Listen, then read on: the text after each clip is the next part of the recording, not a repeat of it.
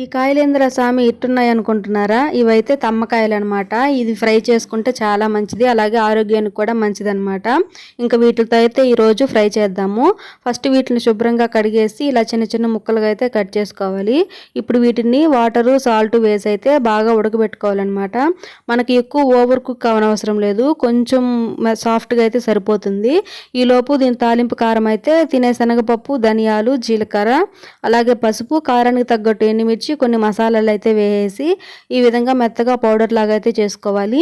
ఈలోపు మనకి ఆ తమ్మకాయలు కూడా ఉడికిపోయి ఉంటాయండి. చూస్తున్నారు కదా, ఈ విధంగా అయితే మనకి తమ్మకాయలు ఉడికిపోతే మనకి ఫ్రై చేసుకోవడానికి సరిపోతుంది.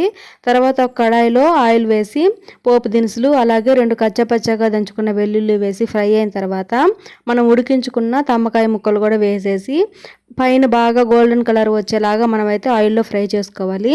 తర్వాత కారానికి తగ్గట్టు మనం ప్రిపేర్ చేసుకున్న మసాలాని వేసేసి ఒక 2-3 నిమిషాలు బాగా కలిపేస్తే మనకి తమ్మకాయ ఫ్రై అయితే రెడీ అయిపోతుంది. ఒకసారి ట్రై చేయండి, చాలా బాగుంటుంది. వీడియో నచ్చితే లైక్ చేయండి.